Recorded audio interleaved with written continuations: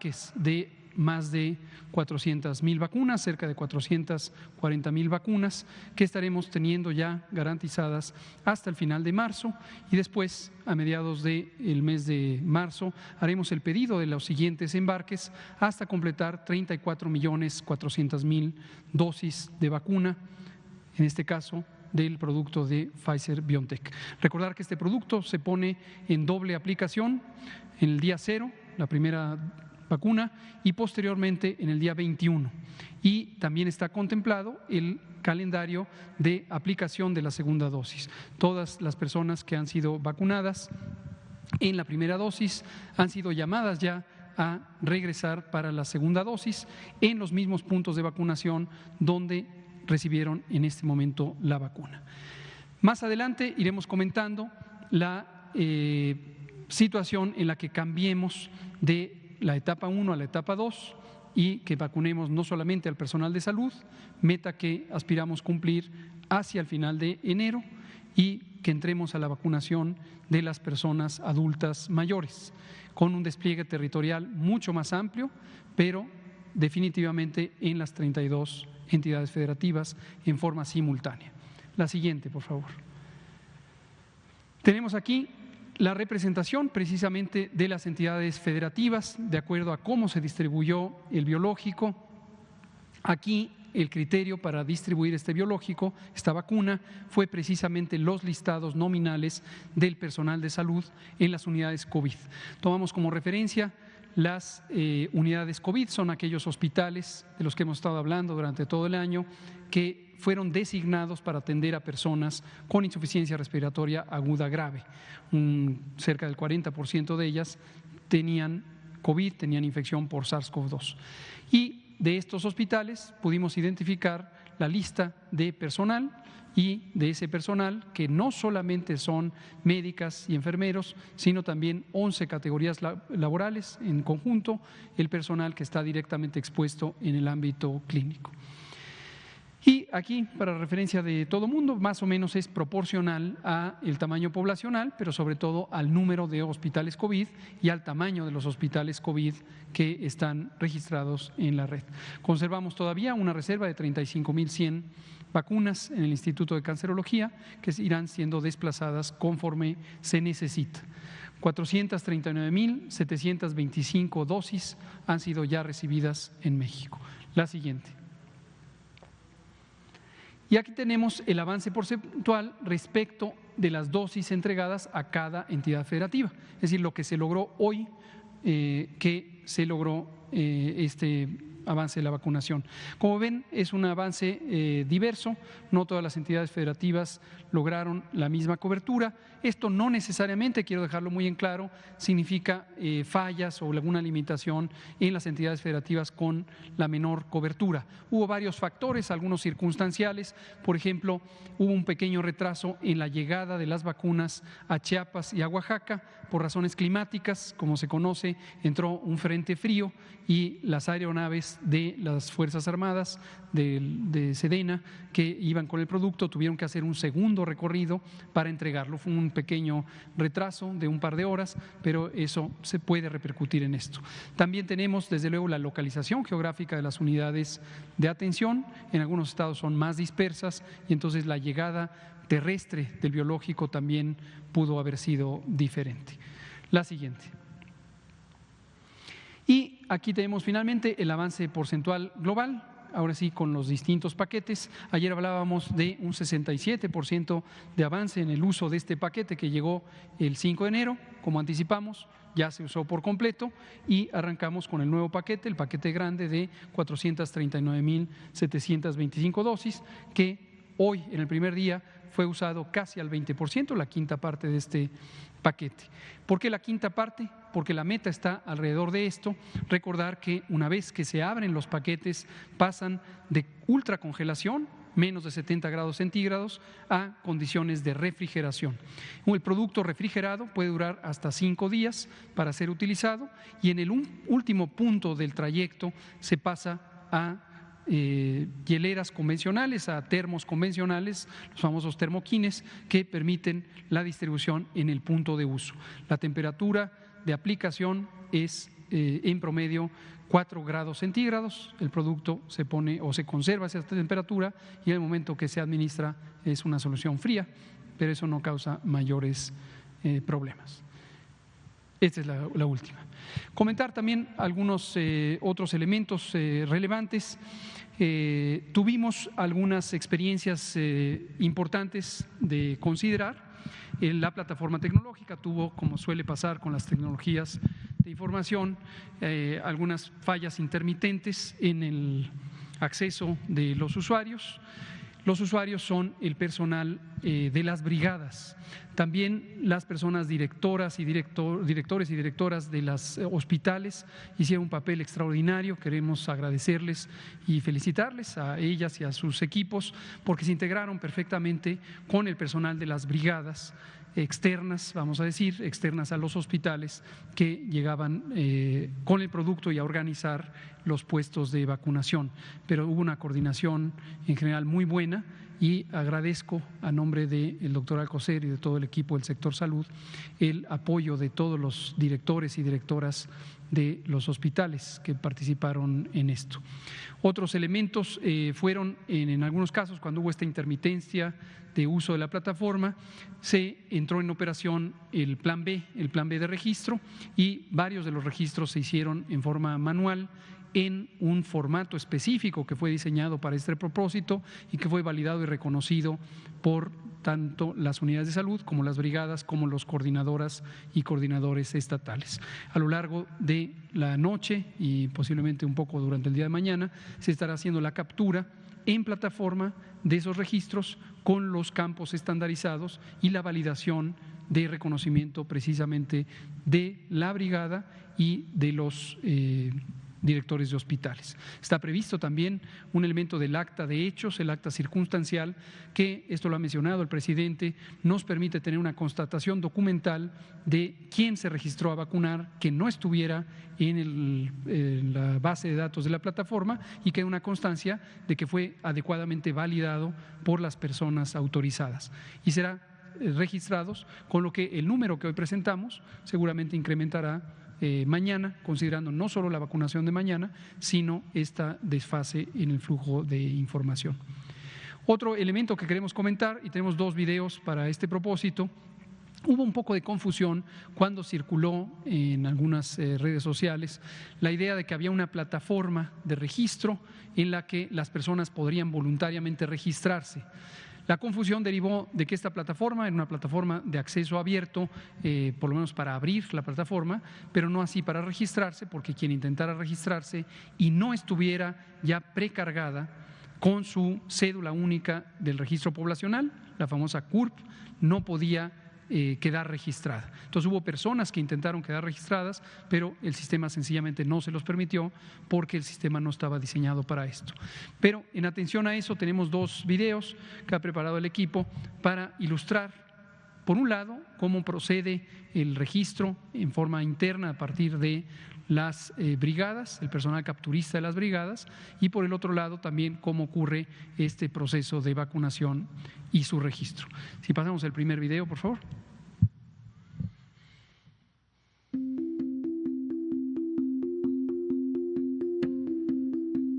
Bienvenido al sistema de vacunación COVID-19. Dentro del sistema podrás registrarte y confirmar tu cita para recibir vacunación COVID-19. Ingresa tu CURP o número de pasaporte y correo electrónico válido. El sistema muestra tu información. Debes llenar los datos de contacto, teléfono móvil a 10 dígitos y correo electrónico. Es importante que te asegures de que ese sea el mismo con el que ingresaste al sistema. Indica si estás rolando en otra institución. De ser así, selecciona sí y elige el turno y la categoría a la que perteneces.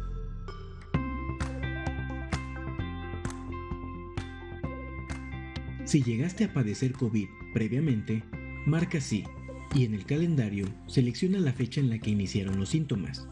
Selecciona tu condición de salud y si tuviste algún antecedente de vacunación en el último mes. Finalmente, ingresa tus datos residenciales, código postal, colonia, número exterior e interior y calle.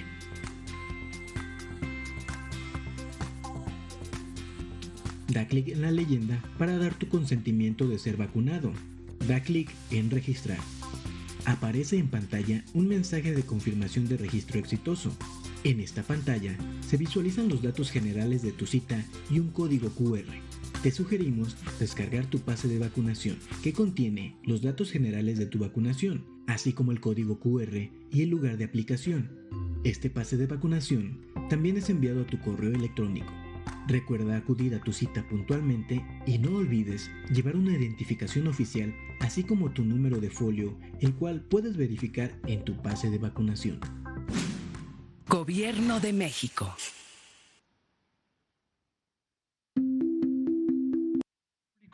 Este es el proceso que se sigue, no es abierto en este momento y es con base en los registros previos que hay. Las personas que están validadas por el hecho de que están previamente en las bases de datos fueron dadas de alta por las propias instituciones. Las instituciones de salud, por ejemplo el Seguro Social, a través de sus delegaciones o sus representaciones en los estados y a través de sus direcciones de hospitales, integraron el censo. Quien está ahí es porque ha sido reconocido como parte del personal que está operando en las unidades COVID. Quien no está en esa condición no aparece ahí y por lo tanto no podría ser incorporado. Y si se fijan, al final salió este pase con un código QR, es del que hemos estado hablando, es el pase de vacunar, análogo al pase de abordar de las aeronaves o a los boletos de los espectáculos cuando estos boletos están digitalizados. Y esto lo que permite es un nivel de seguridad muy alto porque solamente personas que ya fueron registradas al momento de ser invitadas a ser vacunadas, entonces pueden imprimir o generar este código QR. Al momento que llegan a la unidad de vacunación, se hace una verificación cruzada de que son el personal adecuado, candidato para una hora y día determinados en un puesto de vacunación determinado. Y además, esto lo que nos permite es inmediatamente tener un registro físico para la propia persona vacunada de que ha sido vacunada. Es un análogo de lo que se hace convencionalmente con la cartilla nacional de vacunación. En otros países se está usando este tipo de instrumento, pero no el código QR, por ejemplo, sino una ficha escrita a mano. Por ejemplo, en Estados Unidos hay un formato específico, una pequeña fichita manual y con la firma del que vacuna se la queda la persona vacunada. Y otra ventaja es que en los esquemas de 2 dosis, como el que se está usando, nos permite inmediatamente dejar programada la siguiente cita con el segundo documento que se distinguen por diferencias de color, que es la cita para la revacunación. Vamos a ver ahora el segundo. Este es justamente el pase de vacunar, el pase de vacunación COVID-19.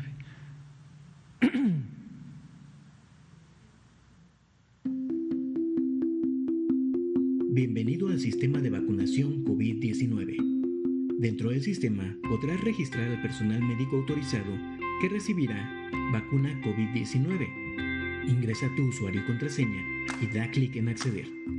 Para registrar a la persona que está recibiendo la vacuna, puedes buscarla por su apellido paterno y nombre, CURP o número de pasaporte en caso de ser personal médico extranjero, por el número de folio o escanear su código QR.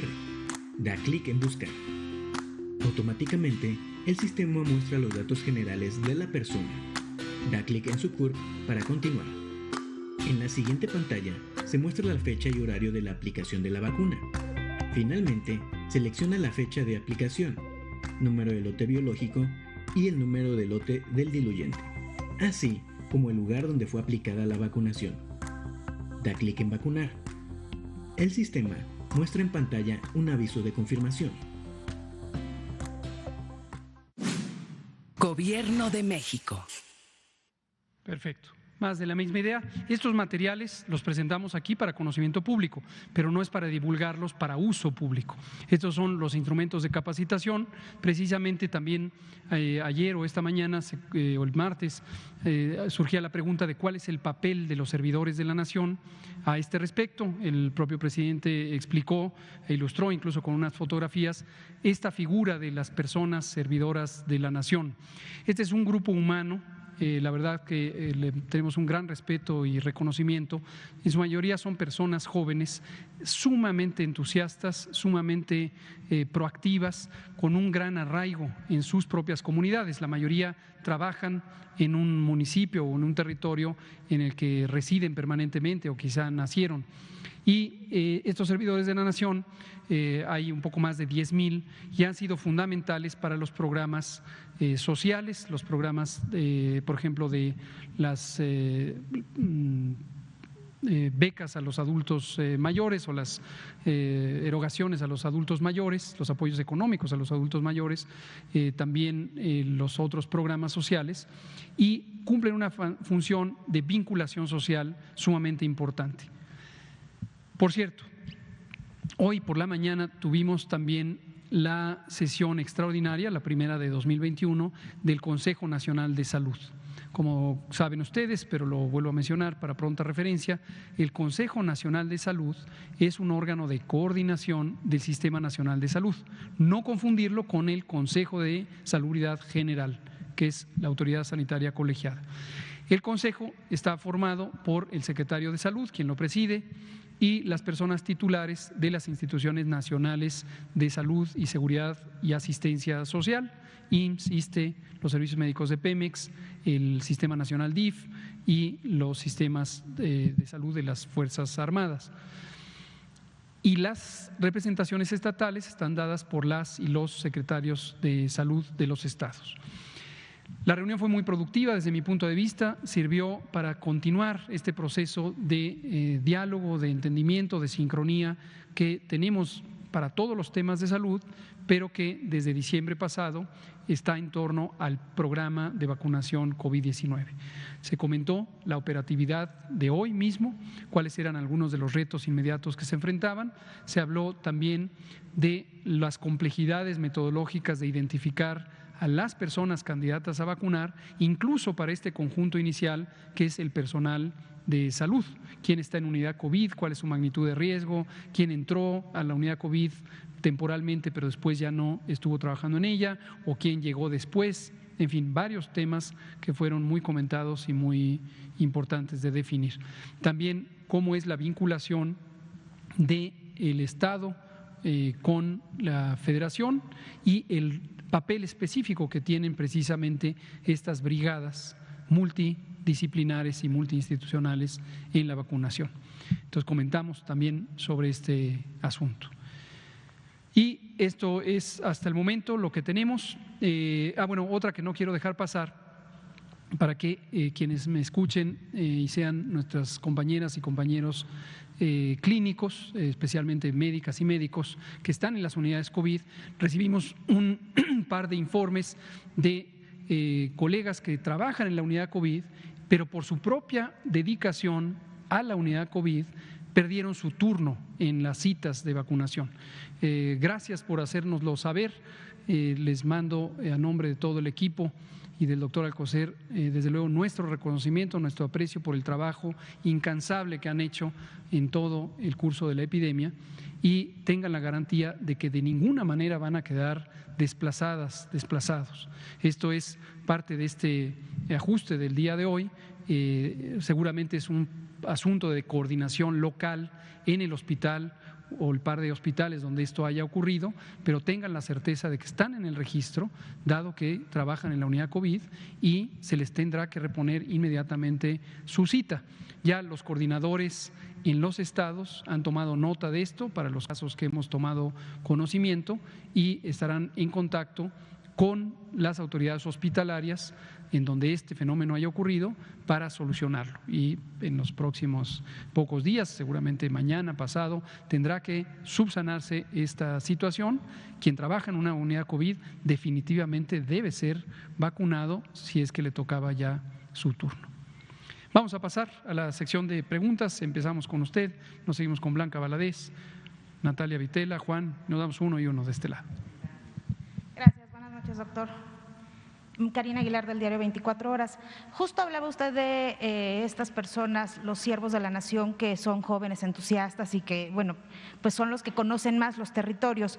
¿Cómo van a vigilar la Secretaría de Salud o las autoridades pertinentes que a estos jóvenes talentosos y entusiastas pues no les gane el corazón político y vayan a caer en la tentación de intentar pues usar políticamente esta vacunación, sobre todo porque va a coincidir la vacunación masiva con los procesos electorales, con las campañas electorales. Esa es la primera que le quiero hacer, por favor. Muchas gracias por mencionarlo. Definitivamente, si alguien, y esto lo digo a la nación, a quien nos escuche, y por favor difúndanlo, si alguien en el territorio en donde llegará la vacuna, que será todo el país, identifica que cualquier persona, no solamente servidoras y servidores de la nación, cualquier persona involucrada en el proceso de vacunación está haciendo un uso político o político-electoral de la vacuna, debe denunciarlo. Definitivamente debe denunciarlo, es un delito y hoy es considerado un delito grave el hacer uso político de cualquier programa gubernamental. Desde hace varios años ya está prohibido, pero las realidades de que esto se respete han sido pues soslayadas notoriamente durante años previos. Esta misma mañana el presidente López Obrador fue muy enfático, por enésima vez, en la conferencia de prensa respecto a la importancia de mantener la integridad. Si una persona trabaja para el gobierno, debe respetar escrupulosamente los principios éticos del buen gobierno, no solamente la ley, que evidentemente tiene que hacerlo. Entonces, si alguien detectara esto, debe denunciarlo. Entonces, eso es parte de los mecanismos de garantía, pero desde luego el personal continuamente está siendo capacitado y el mensaje es explícito y el mensaje viene directamente desde el presidente, como ustedes lo habrán escuchado esta mañana o lo hemos oído muchas veces, y también de todos los funcionarias y funcionarios que estamos involucrados en eso. No es para uso político, es para un fin noble que es la prevención y el control de la epidemia.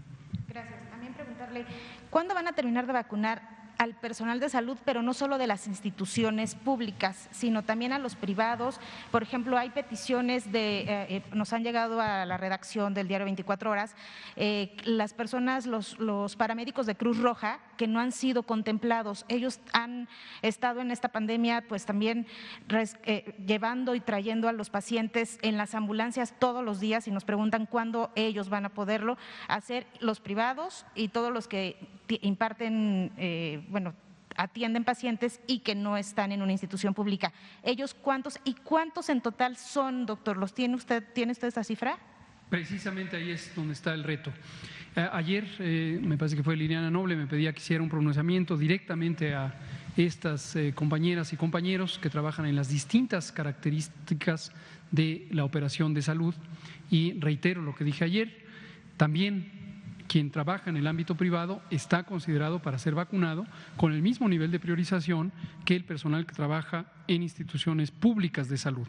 Y la prioridad depende de su exposición a el virus SARS-CoV-2 en el ámbito de trabajo. Eso es lo que técnicamente llamamos personal de la primera línea de respuesta. Hoy precisamente comentábamos este tema también en el Consejo Nacional de Salud. La doctora Oliva López Arellano, secretaria de Salud de la Ciudad de México, fue una de las primeras en destacar los tres conjuntos que conforman el personal clínico de la atención COVID. Por un lado están los hospitales COVID, a los que he hecho referencia, que están claramente identificados porque tenemos el sistema de información.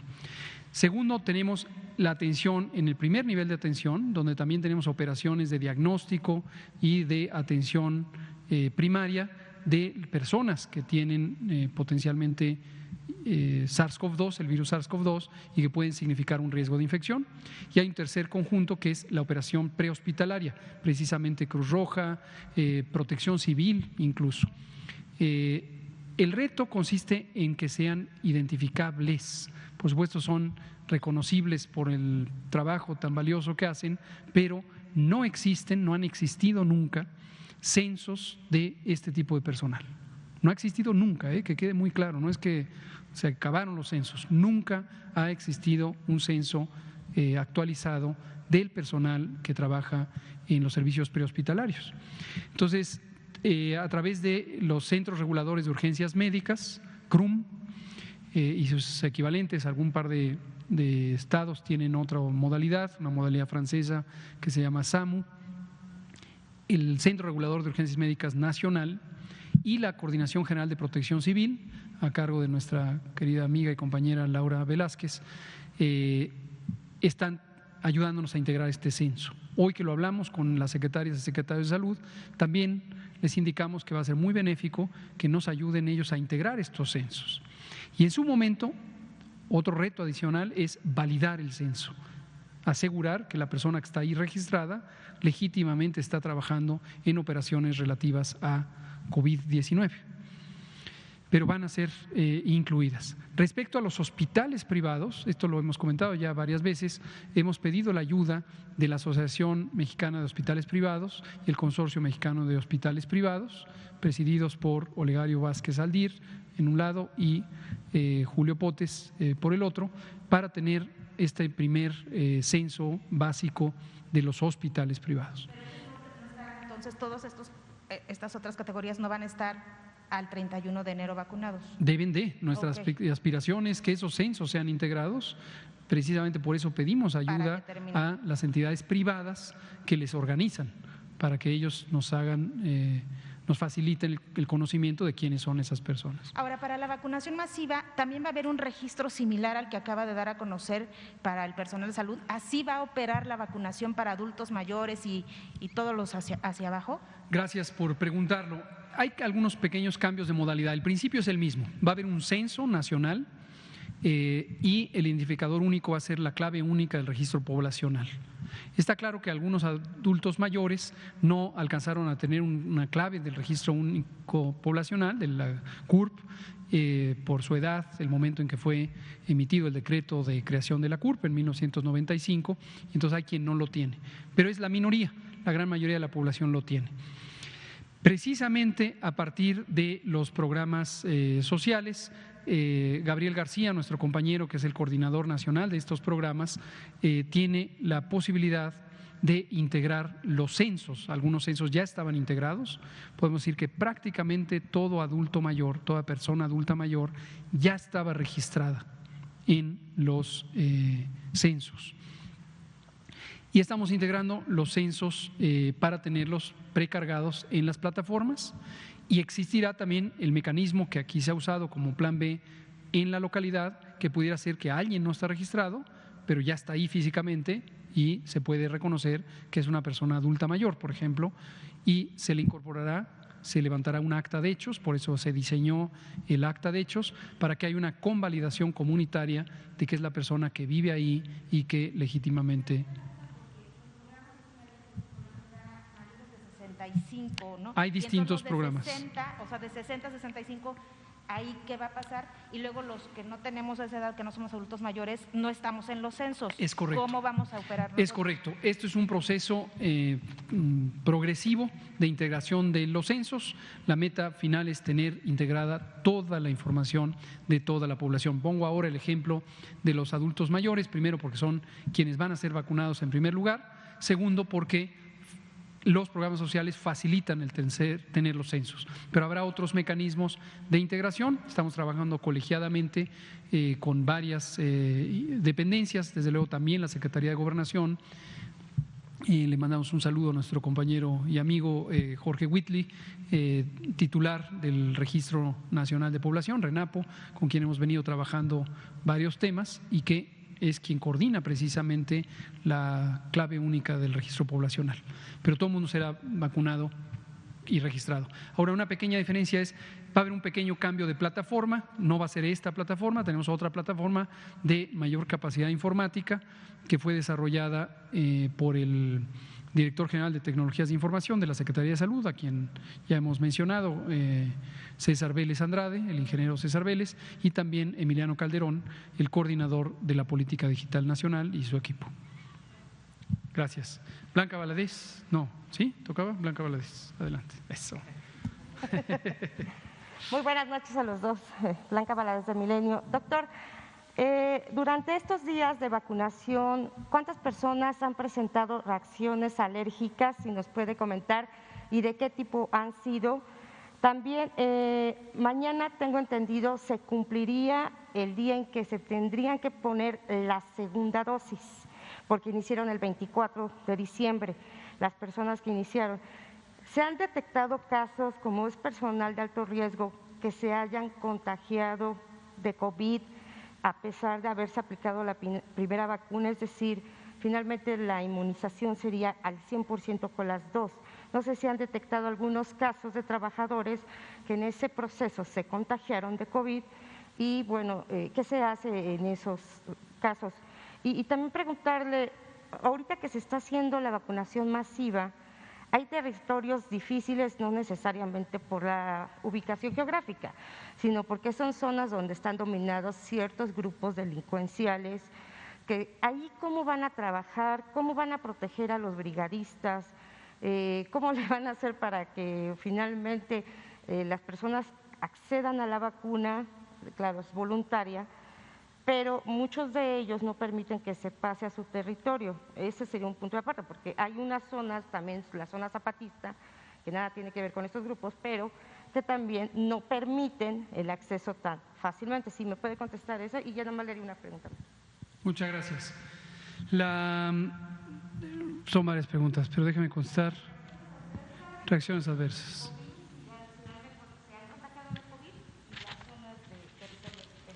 ¿Cómo no? Le doy la estadística de hasta ayer, todavía no incluye esta expansión y desde luego con la propia expansión puede crecer el número de reacciones adversas, pero habíamos tenido 360 reacciones, esto técnicamente le llamamos ESAVI.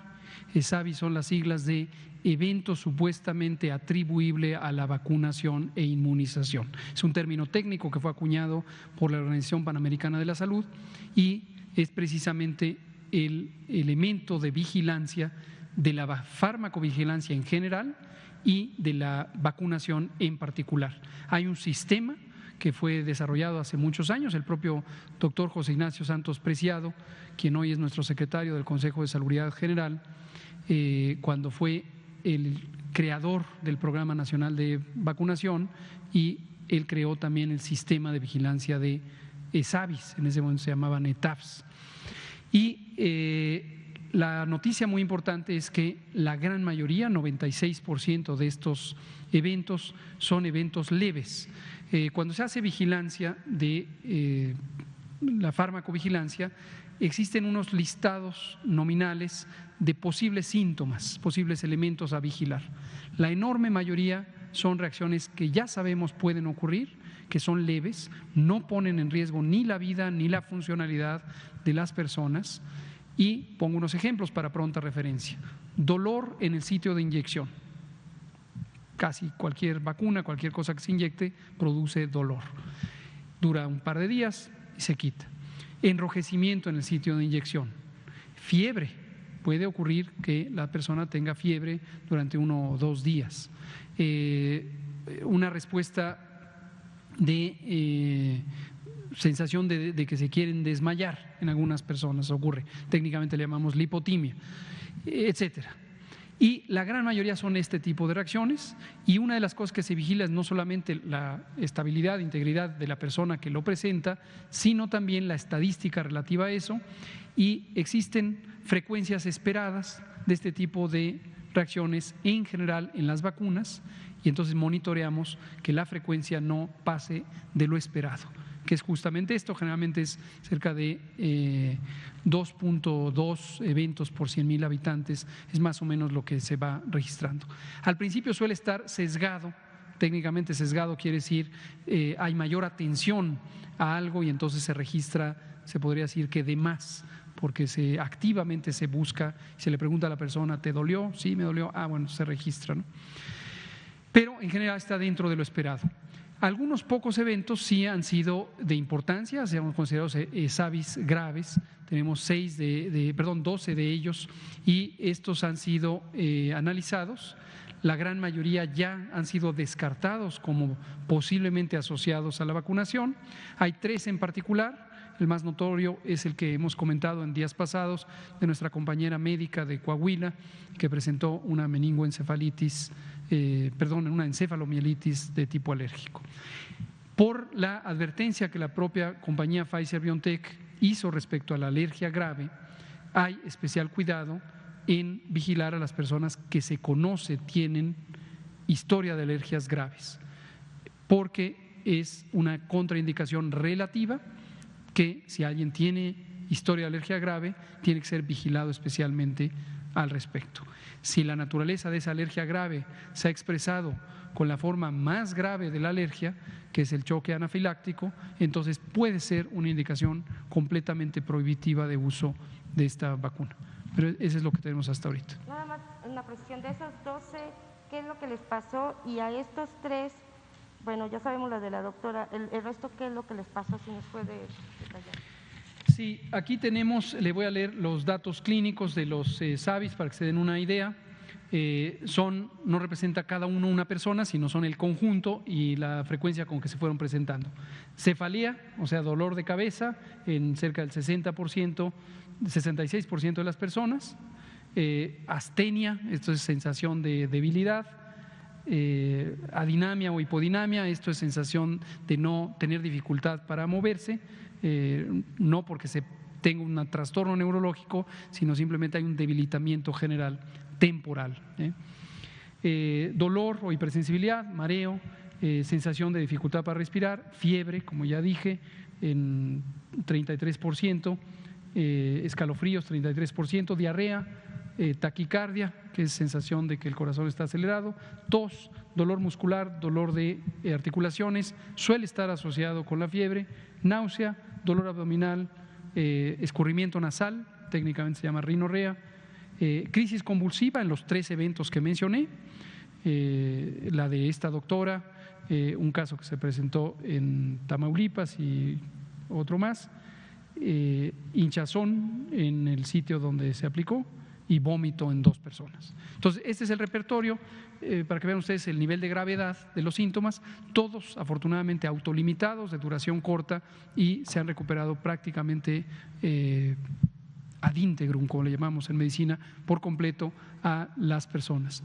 Queda todavía hospitalizada nuestra compañera médica, ojalá que pronto sea dada de alta. Comentábamos ayer que ya recuperó su función motora. Le comentaba que mañana iniciaría la segunda dosis. Mañana toca la segunda dosis de quien fue vacunado el 24 de diciembre. En ese lapso, ¿han detectado casos de gente que por su trabajo se ha contagiado? No lo hemos detectado, pero puede ocurrir, y qué bueno que lo menciona. Recordatorio a todas las personas que hasta el momento se han vacunado y las que serán vacunadas. La vacuna no provoca inmunidad inmediatamente.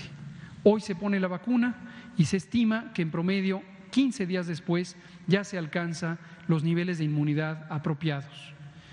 Generalmente los esquemas de 2 dosis no se logra la más amplia protección posible con la primera dosis y se requiere la segunda dosis.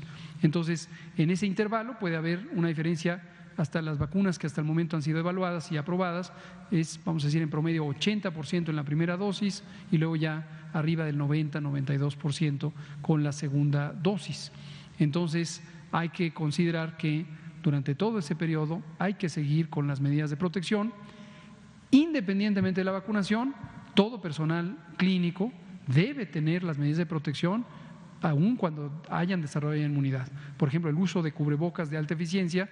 Todo personal clínico que realiza maniobras de intervención de la vía respiratoria, intubación, toma de muestras, etcétera, debe permanentemente utilizar esto independientemente de que hayan sido vacunados.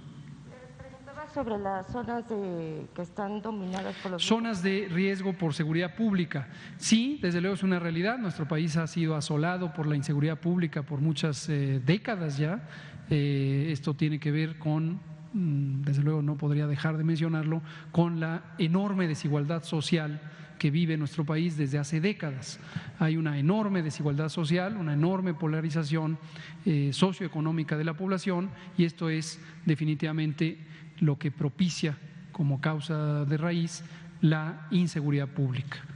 Entonces, hay varias zonas características por esto, son ampliamente conocidas, y esa es uno de los elementos cruciales de la razón por la que participa el personal militar en las brigadas. Habíamos comentado ayer y otros días, hay dos funciones que cumplen las Fuerzas Armadas en las brigadas del operativo Correcaminos. La primera es proteger la integridad del equipo de trabajo, proteger la operación y proteger el producto, como Fuerzas Armadas que son Ejército, Marina, Guardia Nacional. Y por otro lado, sus funciones de asistencia a la población civil, y pueden participar incluso en vacunar a través del personal de sanidad militar y naval. Y también a esos grupos les tocaría, finalmente. Sí, por supuesto. Okay. Le cedo la palabra. Gracias, Natalia Vitela, y nos pasamos después aquí con Juan Hernández y con usted, Ignacio de Alba. Gracias, doctor. Buenas noches. Quiero preguntarle sobre los acuerdos y los retos que se identificaron durante el Consejo. En primer punto. Luego, le quiero preguntar, ahorita no hay fecha entonces para cuándo serían vacunados los médicos, enfermeras, el personal de salud de hospitales privados. Tendríamos que esperar este censo. ¿Cómo, en cuánto estimarían más? Es correcto, en cuanto estén los censos, podríamos en el embarque siguiente ya programarlo para incluir a este personal, pero necesitamos, es imprescindible tener esos censos. ¿No tienen estimación de cuándo? Pues depende de la integración de los censos. Y sobre los médicos que se quedaron sin poder ir a vacunarse porque estaban en área COVID, ¿cuántos fueron estos médicos? No tengo un conocimiento específico, simplemente recibimos algunas denuncias generales, otras las detectamos a través de las redes sociales y por eso le decimos directamente con la mayor oportunidad, no teman, serán vacunados. Y bueno, ahora que arrancó ya la campaña de vacunación de forma masiva, el reto de la ultracongelación, ¿cómo está? Usted hablaba de que había 165 ultracongeladores a nivel nacional. Por favor. Con mucho gusto. Llevamos varias semanas, meses posiblemente, trabajando en el tema de la ultracongelación. Tenemos la colaboración, aquí lo anunciamos hace algunas semanas, de la Secretaría de Educación Pública, específicamente de la Subsecretaría de Educación Superior, a cargo del doctor Luciano Concheiro Borges, quien trabajó con las universidades y las instituciones de educación superior del país y la Asociación Nacional de Universidades e Instituciones de Educación Superior, ANUYES. Y ya integramos, lo tenemos desde hace un par de semanas, ha ido creciendo, un censo que hasta el momento va en 310 unidades operativas, es decir, 310 ultracongeladores que están por toda la República, los tenemos caracterizados técnicamente, tecnológicamente, su estado de conservación, su garantía, quién es la institución propietaria, quién es el punto focal, todos los datos técnicos que se puedan imaginar. Y esto lo que nos permite es estructurar la red de ultracongelación asociada con la red de refrigeración. Y precisamente uno de los acuerdos de hoy del Consejo Nacional de Salud fue que a más tardar este próximo viernes 15, las Secretarías de Salud de los estados enviarán un informe pormenorizado de las cámaras frías, de la red de refrigeración disponible en el estado. Y esto lo que nos va a permitir es integrar para la fase 2, para la etapa 2, que esto empezaría en febrero, tenemos todavía un buen tiempo para terminar de detallarlo, cuáles serían los elementos de esta red, los nodos primarios de recepción de la vacuna, los nodos secundarios de almacenamiento intermedio, los nodos terciarios de dispersión o distribución y finalmente los puntos de vacunación.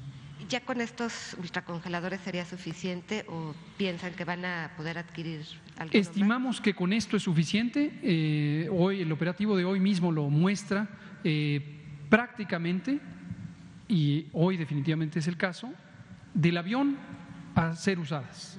No pasa, en este caso, más de 24 horas de almacenamiento. Del avión a ser utilizadas. En la misma semana utilizamos la vacuna.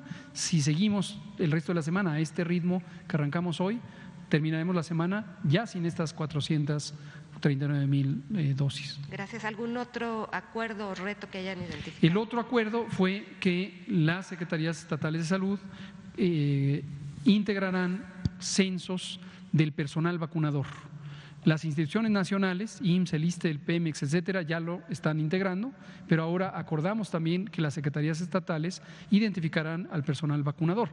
En las brigadas del operativo Correcaminos son 12 personas, 2 de ellas son personal de salud.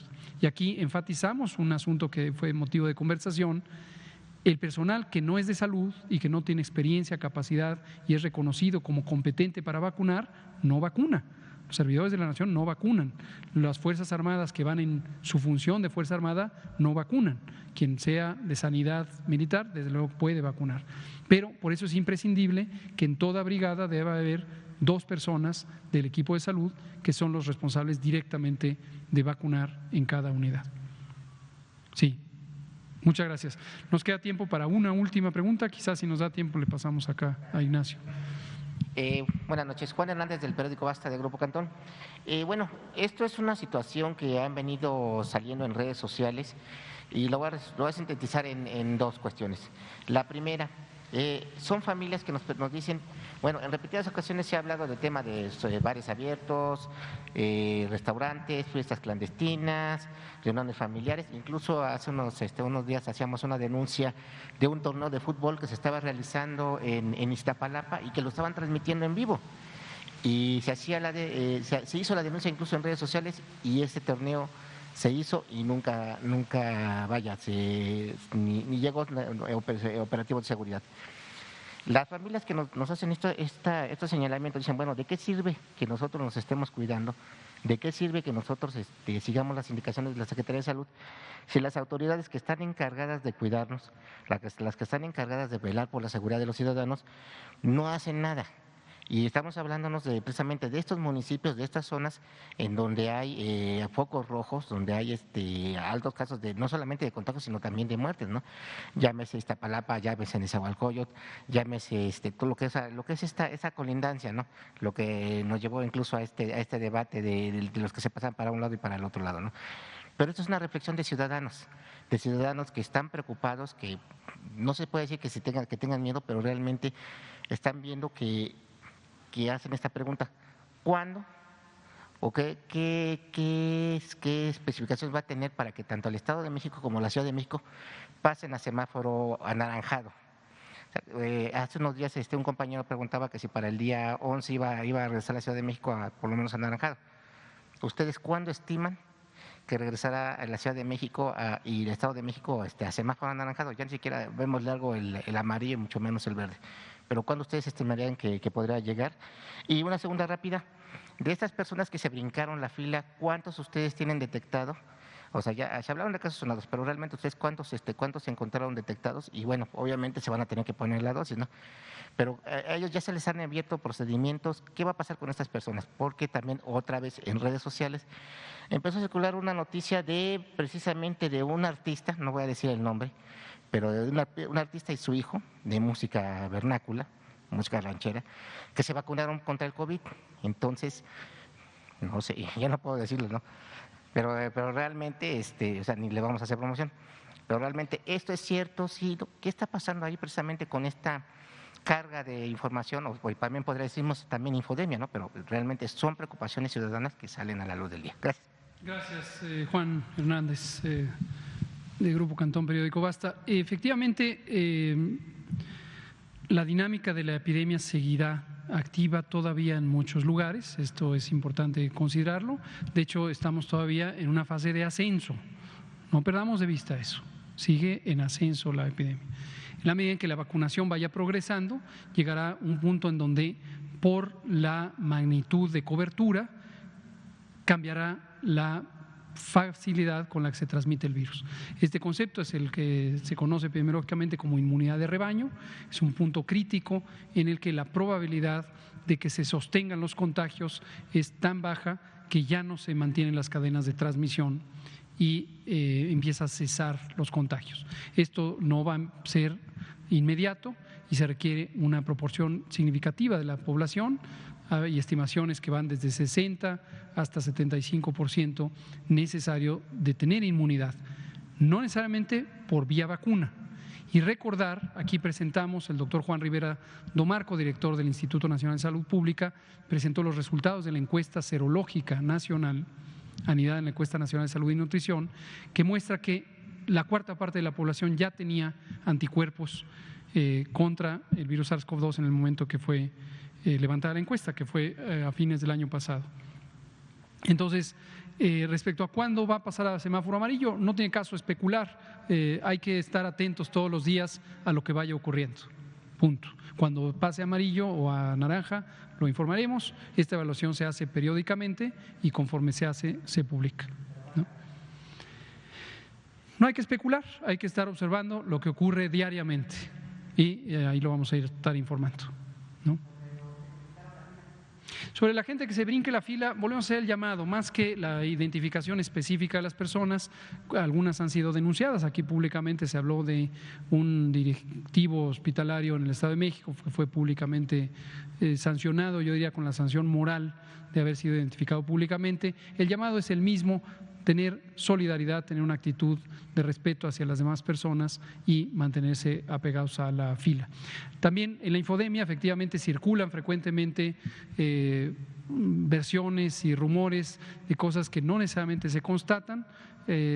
Hay que tener presente que también están en curso ensayos clínicos y hay personas que fueron vacunadas en el contexto de los ensayos clínicos. No tienen nada que ver con el programa de vacunación COVID. De hecho, ni siquiera están seguros si les tocó vacuna o les tocó el elemento placebo. Y aprovecho aquí el renglón seguido, y nos queda medio minuto, para decir sobre el proceso de investigación y el proceso de evaluación de las vacunas. Como anunciamos el martes próximo pasado, en este momento están en análisis por COFEPRIS otros varios expedientes. Están los de los ensayos clínicos fase 3 de algunas de las vacunas, Novavax de Estados Unidos, CureVac de Alemania. El primero ya recibió una autorización para conducir el ensayo clínico en México. Se hicieron algunas enmiendas. El grupo científico tiene que estar a cargo de un investigador reconocido y de una institución de investigación reconocida. CureVac está todavía en proceso de análisis. Y respecto a vacunas, el expediente de Sputnik V está ya en manos de COFEPRIS. Todavía no hay una fecha específica en la que anticipemos que vaya